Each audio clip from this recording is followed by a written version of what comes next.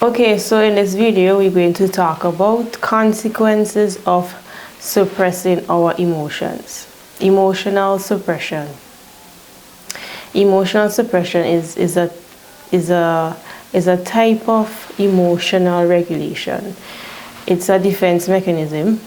It's where we try to make uncomfortable and overwhelming and painful feelings and thoughts more manageable.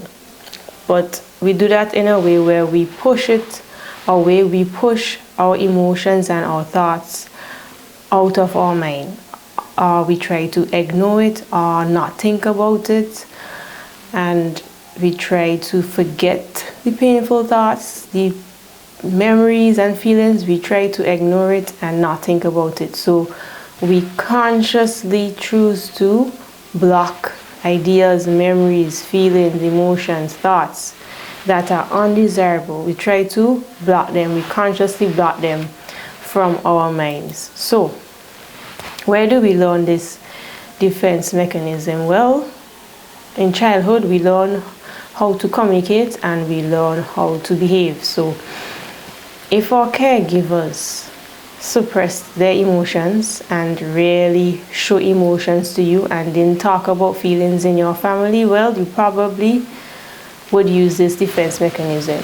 You would suppress your feelings. If you were shamed for your feelings, if you were punished for expressing your emotions, you probably would use suppression growing up. And also, if you were told that your emotions were wrong or your parents denied your experience, you will probably use suppression. When emotions get overwhelming and difficult, you would use emotional suppression, right? So, for example, if when you were a child, you wanted a toy, and you started to cry because your parents said, no, you're not going to get this new toy. And then you started to cry, you were upset and you get angry, you scream and you run all over the place, and your parents told you to stop crying, to shut your mouth, and told you that you should just accept the toys that you have, you don't need a new toy, and that you are ungrateful and that you should be happy with what you have, right? So that would make you suppress your emotions in the future, because when you show that you were angry and that you were upset that you didn't get the toy, it actually led to a really painful and distressing outcome where your parents scolded at you. They might even hit you. You know, they call you ungrateful, they ask you why are you crying, tell you to stop crying, you shouldn't be upset, and that, you know, to stop shouting. And you have no reason to be sad, you have no reason to be upset, right? And that could cause you to suppress your emotions in the future. On the other hand, if your caregivers were comfortable expressing emotions, and they frequently talk about feelings and they encourage you to share how your experience made you feel. Like maybe you, in school that day, you had a really unfortunate situation where you were wronged. Maybe you were bullied, or you got in trouble, but it was not your fault, and then you had to pay for the trouble that was caused, and you expressed to them that you talk to them about this difficult situation, and they understand you and they don't blame you. So they encourage you to express how you feel about your experiences, right? So if you experience that growing up, you probably would not be suppressing your emotions often, because in your family it's normal to show feelings, it's normal to show positive and negative emotions. You understand that it's normal to be angry, it's normal to be sad, it's okay to be happy, excited and enthusiastic. So in your family, emotions and feelings were normal to express, so you would not really be suppressing your emotions as you get older. Your parents didn't judge you and criticize you for your emotions. You were able to express them and trust that they would acknowledge them and validate them, right? But some of us, we grew up in dysfunctional families, and our parents didn't talk about feelings, didn't talk about emotions, and sometimes told us that our emotions was wrong and scolded at us to tell us to stop crying and that we're ungrateful and that we don't need to be sad, and so on and so forth. So why we suppress our emotions? Because we were judged and we were criticized for how we feel when we were young. We were shamed and we were punished for expressing our feelings. We were told that our emotions were wrong. We should not be feeling that way. Why we feel like that? To stop crying and to shut your mouth and to be quiet and all of these things when we are stressed and angry, right?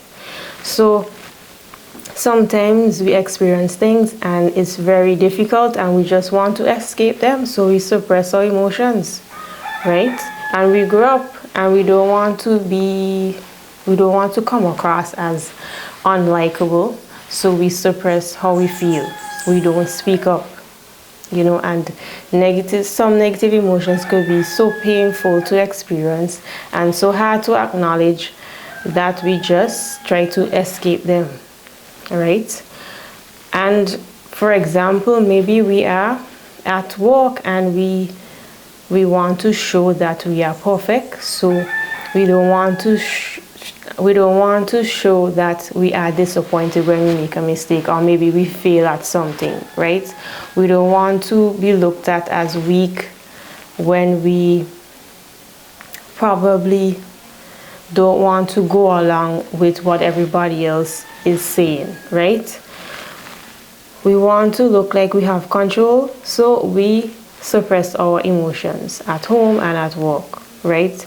We don't want to be labeled as a negative person. We don't want to be labeled as sensitive, you're too emotional, you're too touchy and all that, so we suppress and we hide our emotions and how we feel, right? And I could understand that if you're at work and maybe you and a colleague are not getting along, or you had some sort of argument or altercation, that you would have to put aside your feelings and walk towards, if you're working on a project and you need to finish that and you focus on your work and you put your feelings aside. I could understand that, but if you constantly suppress your emotions and you don't come back to check in to see how you feel, then it starts to become a problem. So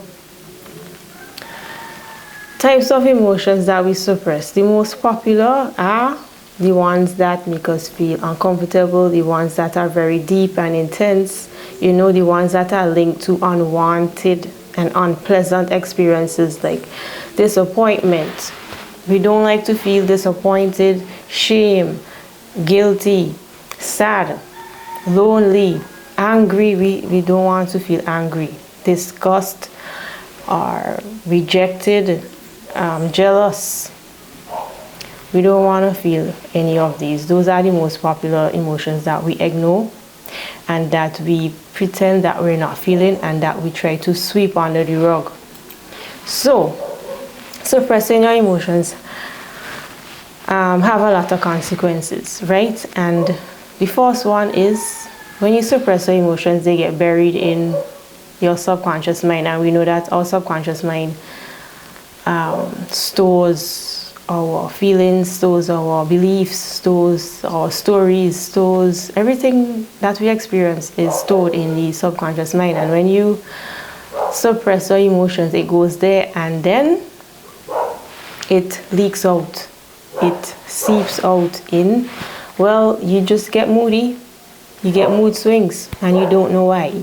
You just get this feeling of sadness and you can't explain why. You might feel like you're depressed, but you're not sure why. So that's maybe because you are suppressing your emotions, right? And they also leak out in your dreams and when you have nightmares and like weird dreams, sleeping problems, that is your emotions trying to seep out, so when you suppress your emotions, don't think that it's going to go away. It's going to find a way to come out, right? So another consequence is that when you're facing future problems, or when you suppress emotions from a current problem, and then as you go about life, then more problems come, and the emotions that you suppressed in the past would actually come back and come back harder if your new problem has anything to do with the emotions that you suppressed in the past. Hopefully that makes sense and you understand what I'm saying, right? So the emotions come back stronger when you don't deal with them, when future problems are linked to the emotions that you suppressed in the past, right? So that's another consequence. When we bottle up emotions for a very long time, over time it just comes out as you being angry and just aggressive. Often, sometimes for no reason you might not know why I'm so angry, why am I so aggressive, and you can't pinpoint why. It's probably because you are suppressing your emotions and it's leaking out that way.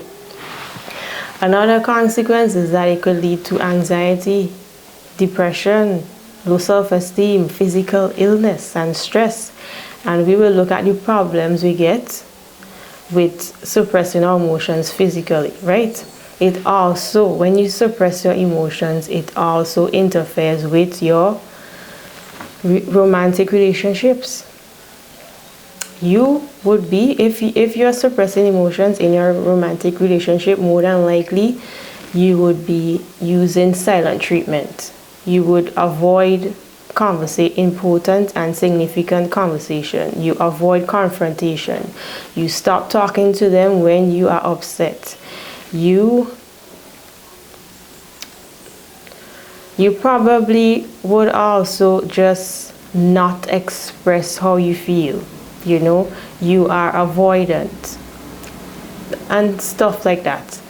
And when you do these actions and you move away from your partner when you have problems, and you don't explain how you feel, and you don't talk about important topics and issues, and you sweep them under the rug, it actually make your intimate relationships harder, and it's difficult to build a fulfilling relationship, right? More than likely your romantic relationships would always have problems, right? Next consequence is you need to cope and try to feel comfortable, because you're constantly suppressing these emotions, and then you're gonna some people go to alcohol, drugs. They work for long hours. They're always working. They're a workaholic. Why? They are suppressing their emotions and trying to block these emotions from coming forth. They might use sex. They might go on shopping spree and spend and try to distract themselves. That's another consequence, because obviously you won't be living healthy like that if you're overworking, if you're overeating, if you're going on shopping spree, if you're hooking up, trying to have sex with as much people to block out feelings. That would not be good for you, right? And when you actively try to suppress your feelings and thoughts, it actually make more unwanted thoughts come up, right? For example, maybe you broke up with someone and you say, you know what, I'm not going to think about this person. I'm not going to think about the past. I'm not going to think about them. And then you actually think about them more. So sometimes that makes it worse. You think about them more, and you're trying to actively not think about them, telling yourself, I'm not going to think about the past. I should not be thinking about this person. I'm over it. And then more thoughts keep coming and making you actually think about them. I don't know if you ever experienced that, but That happened to me, so it's like useless, right? And another thing is that our brains keep our brain like always remember bad things that happen. So it's like our brain is keeping an eye out for when another bad thing like that exact thing is going to happen. So it's come like if it's always on your mind, bad things, because you always remember bad things that happened to you, and you want to ensure that these bad things doesn't happen again. So it's actually like, even when you're trying to suppress it, it's actually like kind of on your mind, if that makes sense, right? So let's talk about the physical problems that we could get when we suppress our feelings. So some signs that you could be bottling up emotions. Well, eating disorders, overeating, that could be one. Stress, you have high blood pressure, and high blood pressure would lead to like heart problems. You could get heart attack, and then you could get stroke. All the hormones that is released in your body, and your body need to work harder, and all of this stuff increase the risk of cardiovascular disease. Many things could happen when you constantly bottle up emotions. And it's, sometimes we hear heart attack, and we hear stroke, and we hear like, oh, high blood pressure, and we think that, oh, it's cannot happen to us, it's not that serious. But if you continue to like suppress your emotions, it could really affect your health. You could get pain, chronic pain, muscle aches, digestive problems, very popular. You could have bloating, constipation, you have diarrhea, stomach issues, you're nausea. All of these things are linked to bottling up emotions. Changing appetite, headaches, migraines. Why? Because you're stressed, you're constantly suppressing your emotions. That leads to stress. Obviously, that could lead to headache and migraines. And we know all the high blood pressure and heart problems. This is actually a serious problem. Like if you like constantly suppressing your emotions, bottling up emotions, you really need to think about your physical health and your mental health. You could get sleeping problems. You could always be tired. You're always fatigued. You could get acne. And also your immune system is like weak. You could get sick often. Sometimes you're sick is really bad, and all of that. And people, we just look older. We look old. Like we age faster when we're like stressed and doing all this stuff, bottling up emotions, right?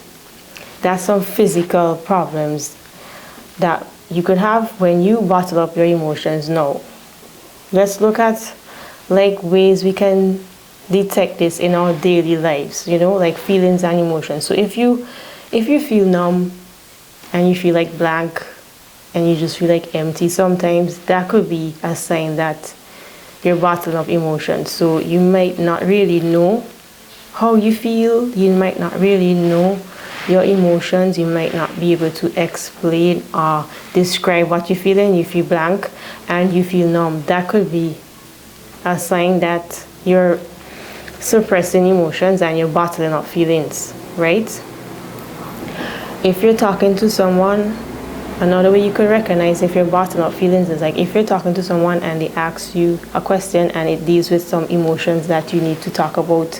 Like you actually need to talk about your emotions and how you feel. You just like irritated and you just like uncomfortable and distressed in the moment. That is a sign, right? Another one is if you just feel stressed, low energy, moody for no reason, angry, you're nervous a lot, and you just don't know why. You just don't know why am I angry. You don't know. You're just moody. All of a sudden, you don't know why. That is a sign that you're bottling up emotions, right? When others talk about their emotions or somebody is really emotional around you, you just feel like uneasy and you feel uncomfortable and just like with discomfort, like you're not sure how to react to them.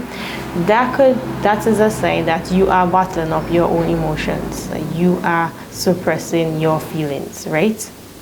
Another way that you could recognize that you're bottling up emotions is if you appear to be cheerful and relaxed and calm, then most of the time, because obviously you're not like exploring your thoughts, you never let your thoughts to linger, you don't like explore how you feel, so most of the time you look cheerful and you look relaxed and like everything is okay, but you're just not really reflecting, and you're not letting your mind linger or wander about how you feel, right? So another way we could recognize that we're bottling up feelings is that it's just difficult. You find difficulty talking about things that matter to you. Obviously, you find difficulty talking about your emotions. You find difficulty talking about things that are significant and that matter to you. It's just difficult to talk about feelings, things that matter to you, things that are important to you. All right? Other ways we could recognize that we are bottling up feelings, that we are suppressing our emotions, is when we just explode. You just explode for little things. You spill some coffee and you're just like really angry. You spill some milk, you upset, overreacting. Maybe there's traffic, maybe there's dishes in the sink, and you scold at your pan and ask them why are these dishes here, or you ask them to take out the garbage, and then you get angry when they maybe forgot, and you just overreact, right? Maybe you are out and you're eating out, and you ask the waiter to bring some ketchup or bring you another glass of water, and maybe she forgot, and then you upset, and then you probably would yell at her or talk to her in a really angry way and overreact just for some ketchup. So you would explode with little things. You would overreact. That's another way you could recognize that you're probably suppressing your emotions. The next is just like you lack sympathy and you lack empathy for others. Is like you don't understand how other people feel. Like you have a hard time putting yourself in other people's position to understand how they feel. Just like you lack empathy and you like maybe not sympathetic, right? Another way we can recognize that we are bottling up emotions, we are suppressing our feelings, is when we use a lot of distractions, when we use TV, we use social media, we on Netflix, we work long hours, we're using drugs, alcohol, all of these things. When you're using those to distract you, that could be a sign that you're just suppressing and you're blocking out emotions and feelings by distracting yourself. Right? Another way you could recognize that you are bottling up feelings, suppressing your emotions, would be that you're passive aggressive. Like you have passive aggressive behavior in like almost all of your areas. Maybe in work you procrastinate, you take a very long time to do important tasks. You know, maybe in romantic relationship you just withdraw, you refuse to communicate, maybe you use silent treatment. You avoid engaging in meaningful conversations. Like you know that you need to talk about something important with your partner and you avoid them.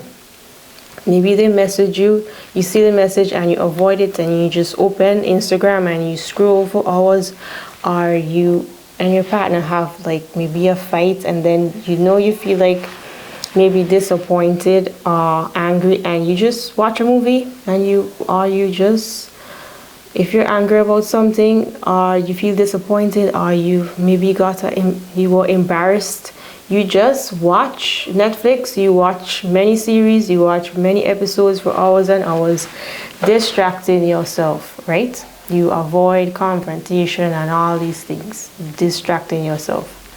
Another way that you can recognize that you're bottling up feelings and suppressing your emotions is when people describe you as you're this calm person, you're calm, you're relaxed, you're this chill person, or you're this bubbly confident girl or whatever, and in private you know that you're miserable, you're depressed, and you're anxious, you're stressed out, right? So that's like conflict, because people think that you're this cool person and that you're calm and relaxed, and in private you're stressed and you're miserable, right? Obviously you're angry in private, you're anxious in private because you're holding back all these emotions, you're bottling up all these feelings, and that actually, it adds up and you deceive yourself, right? So that is a sign. Another sign is some people, they just sleep for long hours. You go to sleep, you sleep for long hours, and you say that you do that because you want to like not be present in life. You don't want to be present for too long in the day. So when you sleep long hours, like most of the time in the day are just like gone, so you don't have to deal with the emotions, right? So what to do instead of bottling up emotions? What to do instead of suppressing your emotions? Well, if it's severe, you might need to go to therapy, right? If you're having headaches, migraines, high blood pressure, digestion problems like, diarrhea, constipation, bloating, like chronic pain and all these things, and you probably getting depressed and have anxiety and it's getting severe, you might need to go to therapy, right? So that's one thing you should do. Another thing you could do, we could just learn more helpful ways to regulate our emotions. You could just like work on naming and understanding what you're feeling. Just be aware of the emotions that you're feeling. When they come up, don't sweep them under the rug, don't block them out, don't try hard to forget them. Just name them. Okay, I feel angry, and then you understand this emotion, and that's like good enough to, instead of blocking them out, right? You could also be mindful in your body. You feel the sensations. You could feel that you're getting angry, or you could feel that you're a little sad about something, and you just feel it and just look at it without judgment. We can also just talk to ourselves in a positive way and have self-compassion, like when unfortunate things happen to us, or just unexpected things that make us feel really intense emotions. We could just sometimes just talk to yourself in a good way, and don't say you should not be feeling like that. Talk to yourself in a good way, have some self-compassion, right? We could also journal, write out how you feel. Use I statements. You get your journal or whatever, and you write, I feel like, and then you wait. You search your mind, your body, or whatever, and then you write out how you feel, so you could get in touch with your feelings and not block them out. Another way we could regulate our emotions is just to relax, breathe, and just acknowledge that I feel this way, And then you could also ask, okay, what are these feelings telling me? And you just start to reason with yourself and reflect, and then you will feel better. That just to relax and breathe and acknowledge that you're feeling a type of way, and try to reason with yourself and ask, like, why am I feeling this way? What are these feelings telling me? And you just maybe talk to yourself in your mind and reason it out. Is better than suppressing your feelings, right? Don't judge yourself and criticize yourself and tell yourself that you should not be feeling this way. That would not help. That's why we suppress our emotions. The next thing we could do, we could just get comfortable with talking about feelings. It might be difficult at first because you're not accustomed to talking about feelings, talking about emotions, but you're going to try and be comfortable talking about feelings and emotions and understand that it is normal, right? You should also get comfortable with other people talking about their emotions. You know, you could try to put yourself in their shoes and try to figure out maybe how they're feeling, so you could so you could show empathy sometimes, and you could be sympathetic with others, right? You could also start to recognize your positive emotions first, instead of focusing on the negative ones and then suppressing them or bottling them up. So what you're doing here is just starting to recognize positive emotions, starting to recognize when you're happy, when you're enthusiastic, when you're excited, when you're hopeful, right? You just recognize those, and that's good to start off to get to know how you feel, right? And not to suppress them, right? And the other thing you could do is look at the situation as a rewarding perspective, which is not easy to always look at a difficult situation or really overwhelming and hurtful situation as a rewarding perspective, you know, to just focus on, right? You need to focus on what you learned from the situation and focus on how you could be better, which is a really good strategy. But it's not always easy to focus on, okay, what have I learned from this and how you could move forward. But we should use that, right? So that's my take on suppressing emotions, how it affects us and the consequences and what we could do to be better. I hope this video was informative to you, and I'll see you in the next video.